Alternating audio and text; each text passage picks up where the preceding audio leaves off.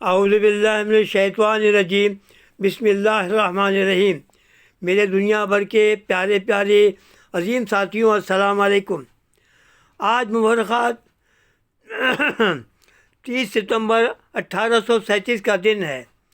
یہ تاج پوشی ہو رہی ہے ہندوستان کے شہنشاہ سراج الدین بہادر شاہ ظفر صاحب کی۔ دنیا بھر سے مطبوعین نمائندے آئے ہیں اور ملک بھر سے بھی پورے ہندوستان سے بھی نمائندے آئے ہیں۔ جشن ہو رہا ہے، لال قلعے کو خوبصورتی سے سجایا گیا ہے اور روشنی کی گئی ہے، پوری دلی جگمگا رہی ہے۔ حلف اٹھا لیا انہوں نے، اور لیکن انہوں نے اپنے وطن کے لوگوں کی پرواہ نہیں کی، عوام کی کوئی خدمت نہیں کی، اور ہندوستان میں غریبی چھاتی گئی۔ لیکن جو ان کے خوش آمدی لوگ ان کے ساتھ تھے لگے ہوئے، انہوں نے دیمک کی طرح ان کے خزانے کو کھا لیا۔ غربت پھیل گئی، ہر طرف بے چینی پھیل گئی، پورے ملک میں غربت پھیل گئی اور بیکاری ہو گئی۔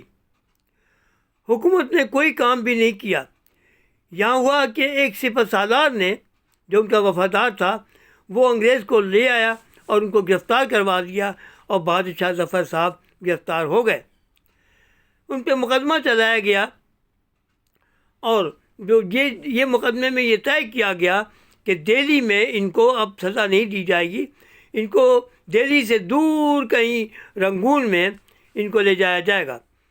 تو ایک بحری جہاز 17 اکتوبر 1858 کو، یہ جہاز پانی کا معمولی سا، ان کے 30 فرد کو، جس میں 2 شہزادے، شہزادیاں اور باندیاں اور بیویاں تھیں، لے کر رنگون جب ساحل پہ پہنچے تو کیپٹن نیلسن نے ان کو ریسیو کیا اور ایک گیراج میں ٹھوس کر بند کر دیا، اور بہادر شاہ ظفر کو ایک عدالت میں پیش کر کے سزائیں سنانے شروع کی۔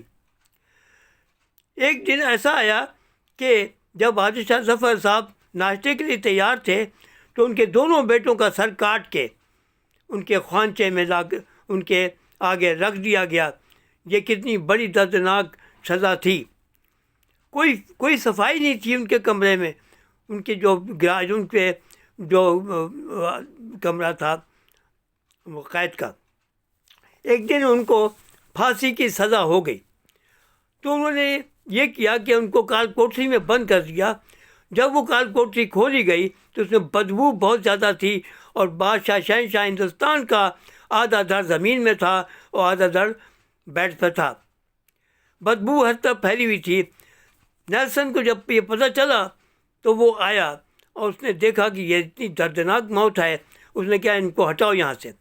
اس وقت رنگون میں 2 ایسے لوگ تھے، شہزادہ خیام زیب اور حافظ محمد ابراہیم دہلوی صاحب۔ ان کو بلایا گیا۔ حافظ صاحب نے ان کی تدفین کی، اور قبر کے لیے معمولی جگہ تھی، وہاں پہ قبر بنا کے ان کو تدفین کر دیا۔ اور قبر بننے کے بعد آپ نے جب نماز جنازہ پڑھایا، اور قبر میں تدفین کے بعد آپ نے سورۃ توبہ کی یہ تلاوت فرمائی۔ دیکھیے کیا انجام ہوا۔ آج مغلیہ دور کا آخری چراغ بھی گل ہو گیا۔ یہ ہوتا ہے جو اپنی عوام کا، جو اپنے لوگوں کا خیال نہیں رکھتے اور خوش آمدی لوگوں کے اوپر بھروسہ کرتے ہیں، وہ ہمیشہ مار کھا جاتے ہیں۔ جن میں اور ہم لوگوں میں ایک بیماری ہے بک جانے کی۔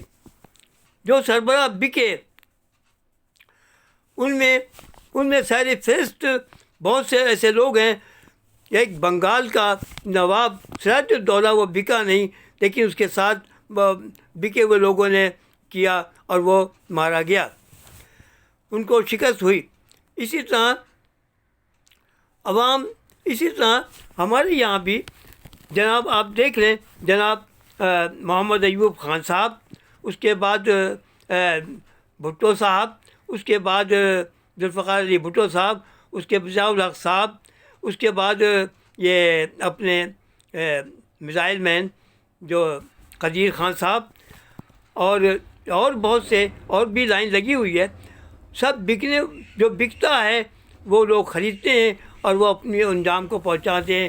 گورے ہمارے ساتھ انصاف نہیں کریں گے کیونکہ ہم انصاف کے قابل نہیں ہیں. ہمیشہ ہمیں اپنی عوام کا خیال رکھنا چاہیے، غریبوں کا خیال رکھنا چاہیے، اپنے وطن کو مضبوط کرنا چاہیے، اور محنت کر کے روٹی کھانا چاہیے. انجام ہر برے کام کا برا ہی ہوتا ہے، تو اس انجام سے بچو. اس وقت اتنا ہی ہے. اگر کوئی بات پسند نہ آئی ہو تو معاف کر دینا، بیل آئیکن پہ کلک کرنا، اپنے دوستوں کو شیئر کرنا، میرے چینل کو سبسکرائب کرنا اگر ہو سکے. خدا حافظ. پاکستان زندہ باد.